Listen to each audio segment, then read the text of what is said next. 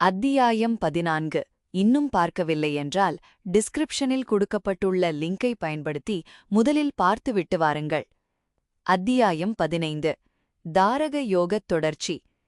சாம்பவி முத்ரையால் தன்னைத் தவிர வேறு பிரம்மம் இல்லை என்று உணரலாம். அதன் பிரக்கிரியை கண்ணிமைகளுக்கு 3 ஸ்திதி ஏற்படலாம். அமா முற்றிலும் மூடியது, பிரதிபத் சற்று மூடியது, பூர்ணிமா முற்றிலும் திறந்தது. பூர்ணிமா திருஷ்டியால் நாசி நுனி மனம் நிறுத்தி பார்த்து அப்யூசித்தால் அண்ணாக்கு பின்புறம் ஆரம்பத்திலிருந்து 12 விரக்கடை பிரதேசத்தில் இருட்டு பிரதேசம் தோன்றும். அவ்விருட்டின் நடுவே உற்று பார்க்க வேணும். அப்பொழுது ஐயோ தீர்க்ககோலமாக தெரியும். இதுவே சச்சிதானந்த பிரம்மம். அதில் லயிக்கிற சித்தமுடையவன் சாம்பவி முத்ரை சித்தி பெற்ற சத்குருவாகிறான். மண்டல பிராமணோபனிஷத் 2. ஆத்ம தியானத்தில் பின்வரும் பிரம்மசூஜகமான தோற்றங்கள் ஆவிர்பவிக்கும். நட்சத்திரக் கூட்டம், ஸ்படிகக் கண்ணாடி, சந்திரனுடைய 8வது பிறை, ரத்தின தீபம், மத்தியான சூரிய பிம்பம், அக்னி ஜுவாலைகள்.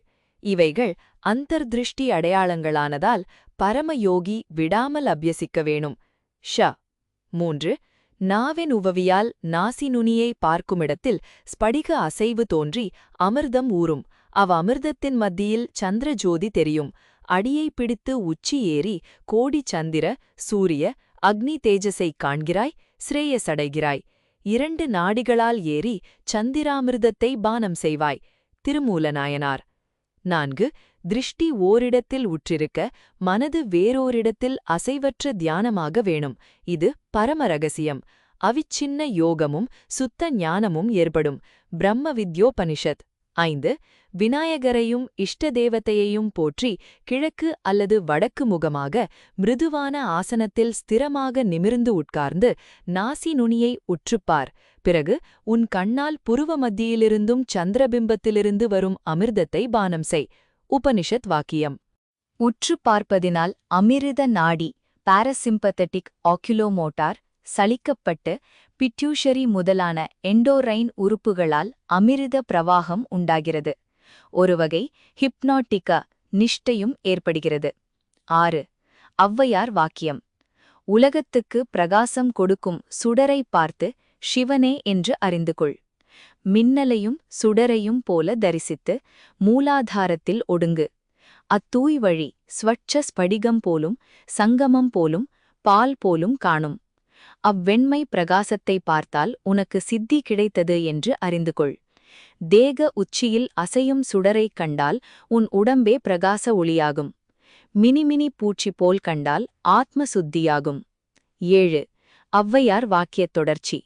ஏ திக்கெல்லாம் சூழும் ஒளியை பார்த்தால் அவ்வொளி ஆத்ம பிரகாசமாய் விடுகிறது. எல்லையற்ற ஆகாயத்தில் பரவும் தீயை பார்த்தால் பாம்பை தரித்த பரமசிவனாவாய். இச்சந்தர்ப்பத்தில் 5வது அத்தியாயத்தில் சொல்லிய அகண்ட சித் பிரகாசத்துக்கு உரிய தேஜோமய வியக்திகளை சப்ஜெக்டிவ் லைட் பார்த்து கொள்ளலாம். பி அசைவற்ற பார்வையால் உணர்ந்தால் அளவற்ற ஆனந்தமாம்.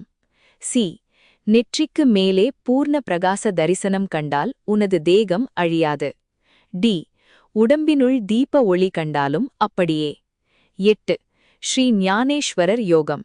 ஏ கண்களுக்குள்ளே குன்யத்துக்கப்பால் நீல பிந்துவை தரிசனம் செய். உனது சித்து இழப்பாரும். இவ்வனுபவம் நிச்சயம். பார்வதிக்கு ஆதிநாரதர் சொன்னது.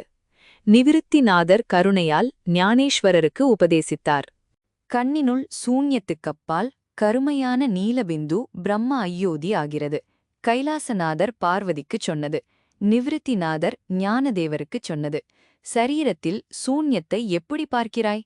நிச்சயமாய் பிரம்மரந்திரத்தில் கருநிறமும் மிருதுவாயும் பிந்துவின் நடுவில் காண்கிறாய். முக்கோணம், நார்சந்தி, வட்டம், 34 அடி எல்லாம் சேர்ந்து பிரம்மாண்டமாகிறது. ஞானேஸ்வரர் இங்கே சொல்லிய 3 முதல் உருவங்களையும் 6வது அத்தியாயத்தின் கண்ட ஊர்த்துவ ஆதாரங்களின் உருவங்களுடன் சரிசமன் பார்த்து கொள்ளலாம். ஸ்தூல சூக்ஷ்ம காரண சரீரங்களில் நிற்கும் மாயை இவ்விடத்தில் உத்தமமான மகா காரணத்தை அடைகிறது. இதே ஞானேஸ்வரர், நிவிருத்திநாதர் இவர்களுடைய உபதேசம். உன் கண்ணினுள் தோன்றும் ஆகாயம் சைத்தன்யத்திலிருக்கும் சூன்யங்களை கடைகிறார் போல் தோன்றுகிறது. இது புலப்படுகிறது மெத்தக் கடினம். ரகசியத்தை விண்டுவிட்டேன், என் கண்ணால் பார்த்தேன். குறைவை நிறைவாக்குகிற இந்த ஞானத்துக்காக யோகிகள் அலைந்து திரிகிறார்கள். இந்த ஸ்ரீ ஞானேஸ்வரருடைய உபதேசங்கள் சாந்தோக்கிய உபனிஷத்தில் சொல்லப்பட்ட வலக்கண்ணிலிருக்கும் சுகாகாச உபாசனைக்கு அபூர்வமான வியாக்கியானமாகிறது. அந்த சுகாகாசம் சைத்தன்யத்தில் இருக்கும் சூன்யங்களை மத்துப்போல் கடைகிறது என்பதினால் அன்னமய சோஷத்தில் மூளையில் தென்படும் மார்க்கங்களில் தோன்றும் சூன்யங்களை சூக்ஷ்ம ஆகாய சுழல்களை உண்டாக்கி பிரம்ம சைத்தன்ய அனுபவத்தை ஸ்திரப்படுத்துகிறார் போலும். இவ்விஷயத்தில் ஏஜே டேவஸ் சித்தர் சஹஸ்ர கமலத்தில் கண்காட்சியை 6வது அத்தியாயம் 7வது பாராவில் கண்டபடி இங்கே பொருத்திக் கொள்ளலாம்.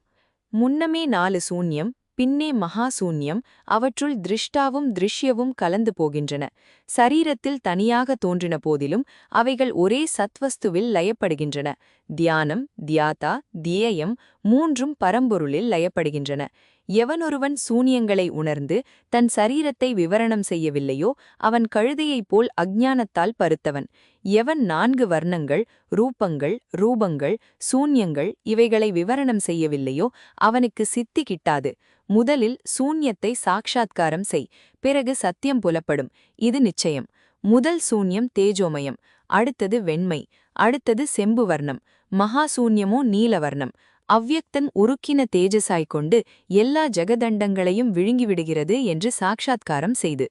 யோகி சூன்யங்களை அறியும் தன்மையால் அஞ்ஞானத்தை கடக்கிறான்.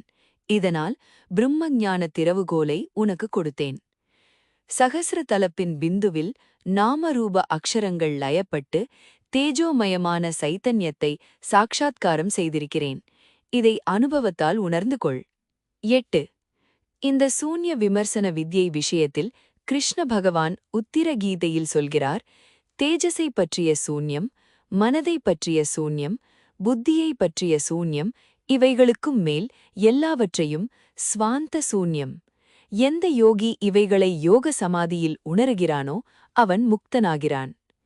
இதனால் சூன்யங்களானவை ஸ்தூல சூக்ஷ்ம கோசங்களிலுள்ள நாடி மார்க்கங்களை கத்தரித்து குறுக்கே தோன்றும் பிளவுகள் போல தியானம் செய்யலாம். அப்பிளவுகளில் யோகி முறையே இந்திரிய ஸ்பாசங்களையும் சாமானிய மனோவிருத்திகளையும் தள்ளிவிட்டு தானடி பிரம்மானந்தம் என்ற மகா சூன்யத்தில் லயப்படுவது போலும். 9. ஏஜி டேவிஸ் சூக்ஷ்ம தரிசனம் கண்டது போலவே பின்வருமாறு பிளாவட்ஸ்கி பிராட்டியார் யோகத்தில் ஏற்படும் உயர்ந்த சக்கரங்களின் ஸ்பந்தத்தை வர்ணிக்கிறார். சூக்ஷ்ம திருஷ்டியில் பார்த்தால் எல்லா மனிதர்களுக்கும் பினியல் கிளாண்ட், பிட்யூஷரி பாடி என்ற உறுப்புகளில் தாது நாடிகள் துடிக்கிறாற்போல் ஒரு ஸ்வர்ண பிரபை துடித்துக் கொண்டிருக்கிறது. சித்த புருஷனிடத்தில் இந்த ஸ்வர்ண பிரபை துடிப்பு பிட்யூஷரி கிளாண்டிலிருந்து பினியல் கிளாண்ட் மட்டும் ஒரே ஸ்வர்ண வில்லு வளைத்தாற்போல் துடித்துக் கொண்டிருக்கிறது. அவ்வுறுப்புகள் தழைத்துக்கொண்டு ஆகாச ஜோதி போல விளங்குகின்றன. மனது, புத்தி இவைகள் உருவெடுத்தாற்போலும் 5 ஞானேந்திரியங்களுக்கு மேல் 6வது 7வது ஞானேந்திரியங்கள் உண்டானால் போல் இருக்கிறது. 6வது ஞானேந்திரியம் சூக்ஷ்ம வர்ண உணர்ச்சி, சூக்ஷ்ம நாதானுசந்தானம், சர்வ தேசம் சென்று காலம், வரும் காலம் முதலான சர்வ காலங்களையும் அளாவிய அகண்ட ஞான திருஷ்டியை அடைகிறான். அத்தியாயம் 15 முழுமையாக பார்த்ததற்கு நன்றி. இந்த வீடியோ உங்களுக்கு பிடித்திருந்தால் லைக் செய்யவும், உங்கள் நண்பர்களுடன் ஷேர் செய்யவும் மற்றும் உங்கள் கருத்துக்களை கமெண்ட் மூலம் தெரிவிக்கவும்.